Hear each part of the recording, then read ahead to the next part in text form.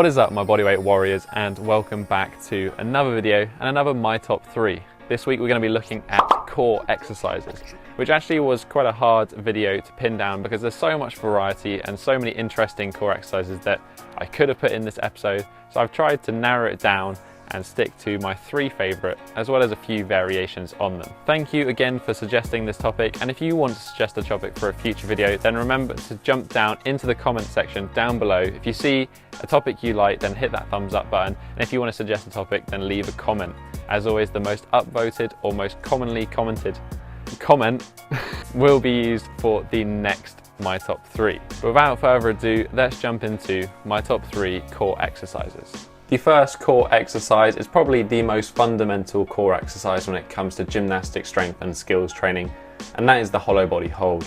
This move is going to be essential for the planche, the front lever, the handstand, and so many more exercises in bodyweight movement. There's one rule that we want to follow when we're performing all of these variations for the hollow body, and that is our lower back wants to maintain contact with the floor at all times. We don't have any arching in our lower back, as this is going to mean our core is not fully engaged and our hips aren't going to be in that posterior pelvic tilt. The first progression to start off with here, we just simply want to lie down flat on our back on the floor and bring our knees to our chest. We're then going to tuck our chin and elevate our shoulders while pushing our belly button into the ground to activate our core. We then want to essentially extend our legs out to progressively make this exercise harder while maintaining a depressed scapula with our arms by our side. We're going to move from the advanced tuck into the straddle and eventually into the straight-legged full hollow body hold. When this becomes too easy, you can eventually move your arms into the overhead position, creating a hollow hold and full body tension from your fingertips to your toes. We want to be performing these holds in a static position from anywhere up to the 60-second mark. So the first variation I want to recommend for the hollow body hold is hollow body rocks. This can be performed with any progression for the hollow body, and all we're going to do is try to maintain the hollow body position that we have chosen to hold, and then we're simply going to rock back and forward on that slight curvature of the spine that we have created by holding the hollow body. All the same form cues apply, and we want to perform this hold for anywhere up to 60 repetitions. The next variation we're going to look at is the hollow body to V-up position. The main difference between a traditional V-up and the hollow body to V-up position is that we're going to be moving slow and controlled throughout the entire movement while maintaining contact with that lower back on the floor. This means we're never going to be breaking that hollow body position, and we're going to be maintaining constant tension on the core. I really like this as a good compression drill as well. We're going to want to perform this exercise for 10 reps, and then we're going to hold it for 10 seconds on the last rep in that V position at the top.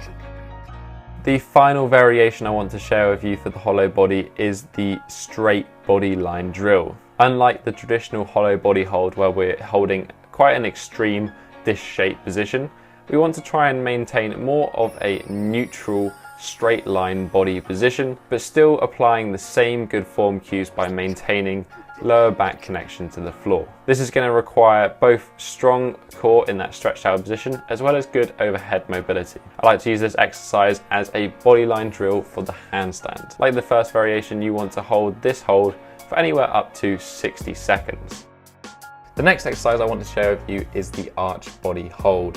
This is very much the antagonistic movement to the hollow body hold that I shared with you to begin with, because as we know, the core is not just your abs, and we need to consider that posterior chain as well. Just like the hollow body hold, this is an essential position that's going to provide strength in a lot of different bodyweight skills, especially the planche and the back lever. For this, we want to start with our front on the floor. We're then going to put our hands in a push-up position, and we're going to engage our lower back, glutes and hamstrings to lift as much of our legs as possible off the floor. To make this exercise harder, we're simply going to remove a little bit of the assistance our arms are giving us by putting them by our hips in a straight line position and eventually just lifting them off the floor all together. Then to add a little bit more intensity to the shoulder area of this movement, we're simply going to bring them up to 90 degrees with our shoulders and then eventually stretching them out into an overhead position. This is going to be the most intense position and probably quite stressful on the shoulders. Just as with the hollow body hold, we want to be performing this exercise for isometrics of up to 60 seconds. when 60 seconds becomes too easy, make the progression harder or add some weight. The first variation I want to share with you, just like the hollow body hold, is the arch body rock.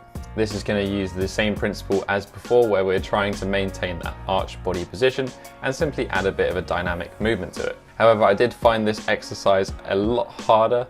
Just the same as the hollow body, this can be performed in most variations of the arch body hold. And we want to be performing this exercise for anywhere up to that 60 rep mark.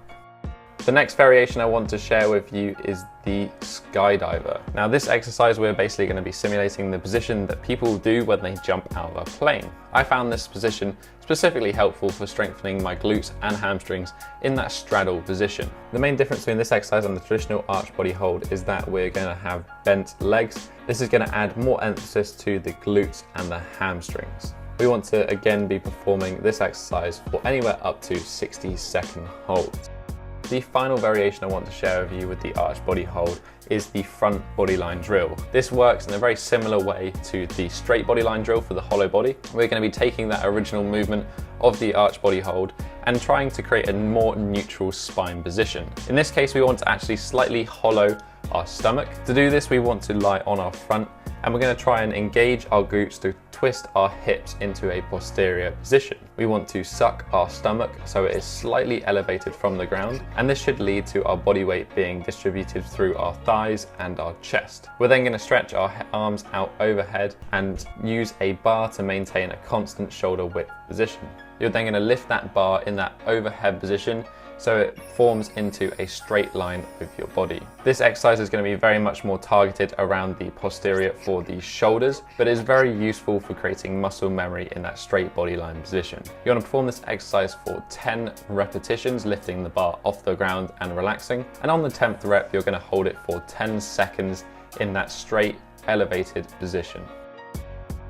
The final exercise I want to share with you is the core compression. And as the name suggests, this is a fantastic set of exercises for improving your core compression ability for moves like the handstand press and manner. It's also great as an active flexibility as well. To start off with this exercise, we're simply going to sit on the floor with our hands out by our sides to support us. The easiest progression would be going into a tuck V-sit position, again with those hands to support you. From here, we're going to be extending our legs into a supported V-sit position. And then this is now where mobility is really going to be a limiting factor for you, because depending on your hamstring and lower back mobility depends on how close you can get your legs to your body. From this V-sit position, we're going to simply move our hands further and further away from our body, moving our legs from a V-sit position closer to a parallel position with the floor. Once we get to a position where our feet are about 5 centimeters from the ground, this is probably the furthest range of motion that we can be using that core compression exercise in. From here, we either want to hold this position for between 10 and 30 seconds, or we can add a little bit of a dynamic factor to that and perform this position for 10 reps with a 10-second hold on the last rep. This can be done as a double leg or a single leg exercise. A variation from this would be basically performing the exact same exercise, but in a straddle position. I really like this exercise a lot for when it comes to the press to handstand especially, and for this one in particular, expect cramp in your hips. Again, we can perform this exercise for those 10 to 30 second holds in that most compressed position, or we can add a bit of a dynamic factor again with those 10 reps and a 10-second pause on the last rep. And the final variation would either be performing a L-sit or a straddle L-sit. It's just the compression itself is more isolated for the core, whereas the L-sit is going to bring other musculature into the exercise. If we're looking for an isolated core exercises, then perform the compression. If you want to combine it into a more holistic movement, then maybe consider doing the L-sit. The L-sit can be performed for holds of between 10 and 30 seconds. But that has been it for today's video, guys. I hope you enjoyed my personal favorite core exercises. I'd love to hear what your favorite core exercises are. If you do have a favorite, leave them in the comment section down below. And also, why not leave a suggestion for the next My Top 3 as well. If you enjoyed this video, then hit that thumbs up button, support the channel. And if you have a friend who's looking to strengthen their core, then why not share this video with them? But that is it for today's video. Have a strong week and peace. you.